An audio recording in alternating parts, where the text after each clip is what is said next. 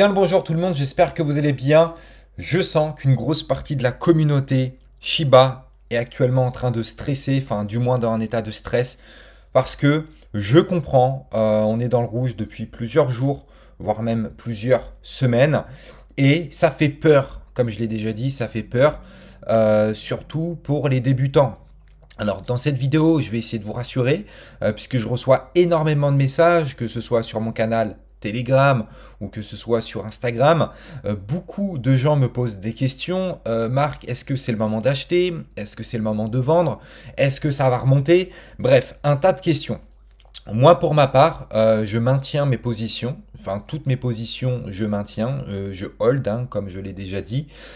Il faut juste comprendre le marché, à comparaison de d'autres marchés, comme on va voir le Bitcoin, même si bien entendu ça a strictement rien à voir, oui, c'est pas le même projet, mais c'est pour vous expliquer un petit peu le fonctionnement d'un marché et que il faut pas s'inquiéter et que c'est une histoire de patience. Moi, justement, je vais employer le mot jouissif parce que moi je suis content parce que ça me permet justement du coup de renforcer mes positions. D'un autre côté, il y a des personnes qui vont shorter et d'un autre côté, il y en a qui vont renforcer leur position.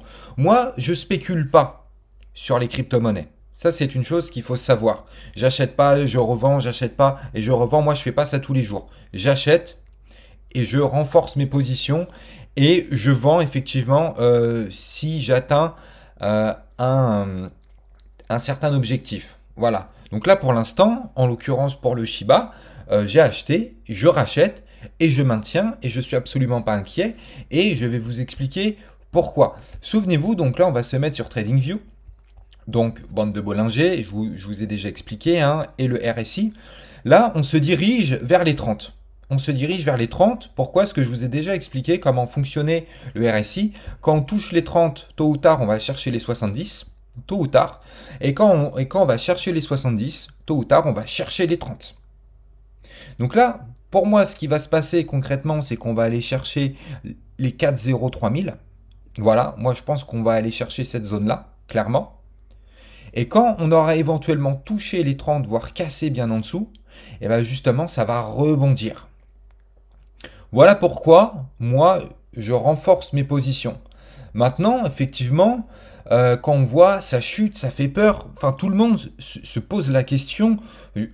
En tout cas, une grosse partie, majoritairement parlant, je parle une grosse partie de la communauté. Moi, je le vois bien dans les messages privés que je reçois. Une grosse partie me pose la question, mais ça fait que de chuter. Quand est-ce que ça va s'arrêter?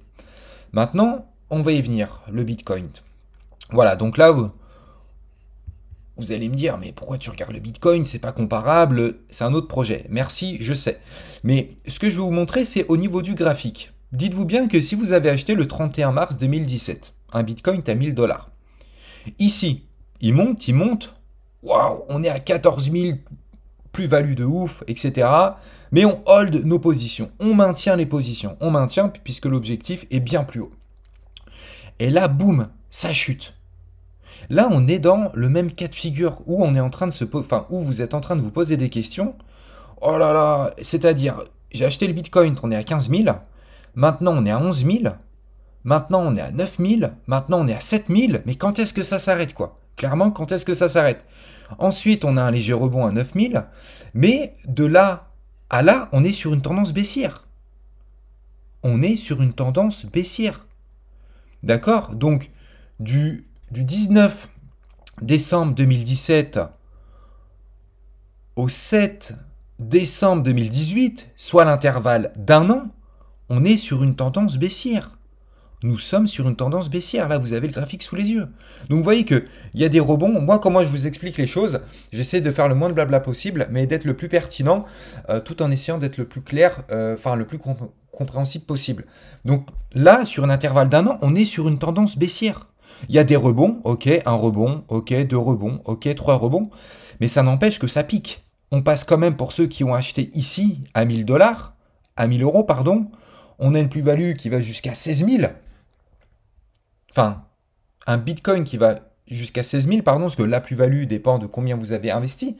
Donc, un Bitcoin qui va jusqu'à 16 000, pour ceux qui ont holdé, se retrouver à 3 000. Je suis d'accord, ça pique. Je suis d'accord. Là, ce que je veux vous dire, c'est que pour ceux qui ont acheté ici, bon, bah c'est monté. Petite correction, c'est remonté, c'est cool. Et ça corrige, c'est normal. Et là, ça corrige, c'est normal.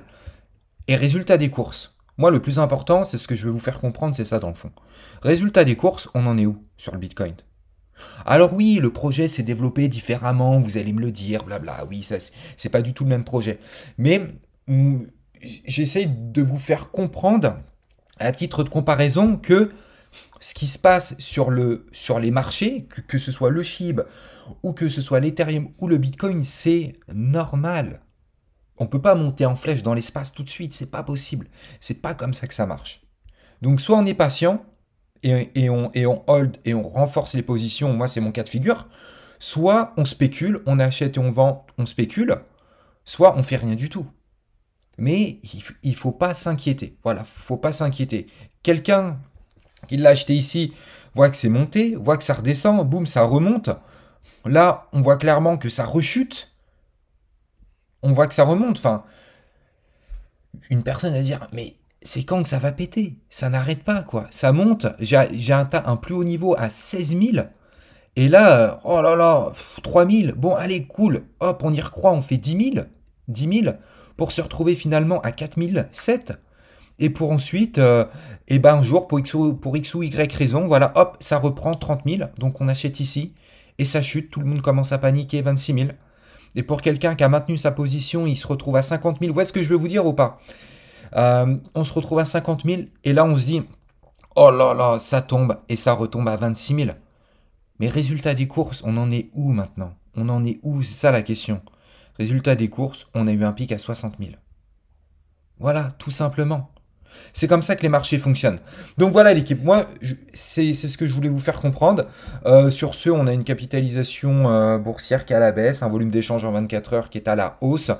Point de vue actualité, j'ai regardé un petit peu. Bon, encore une fois, il n'y a rien de pertinent. Si je suis amené à vous présenter des articles, c'est que ça vaut le coup de les présenter, c'est que c'est quelque chose d'intéressant, de pertinent. Donc là, pour l'instant, c'est pas le cas. On patiente, on patiente. Moi, je pense qu'on va aller chercher les 4,03 000, donc les 4,03, et pour ensuite casser les 30 du RSI et effectivement avoir un rebond. Dans le cas contraire, si vraiment il y a une news, un listing de Kraken ou de Robinhood ou une grosse baleine qui achète pour plusieurs milliards de dollars et qui voit plusieurs billions, enfin, de Shiba qui pourrait faire éventuellement bouger le marché. Je pense qu'il faut attendre que la correction se finisse, que pour l'instant, il n'y a aucun signal d'achat et de retournement de tendance. Moi, en tout cas, sur mon graphique, j'ai aucun signal d'achat vu qu'on n'a pas encore cassé les 30. Je parle point de vue analyse technique. Point de vue analyse fondamentale, bah, tout dépend des news, tout dépend de l'économie et de la médiatisation. L'équipe, cette vidéo prend fin. Si vous avez des questions, n'hésitez pas dans les commentaires. N'oubliez pas de vous abonner, un petit like, ça fait toujours plaisir. Et le plus important, c'est quoi? Comme d'habitude, c'est d'activer la petite cloche pour ne pas louper la prochaine vidéo. Et sur ce, encore une fois, je me répète, pas d'inquiétude. À très bientôt. Ciao, ciao.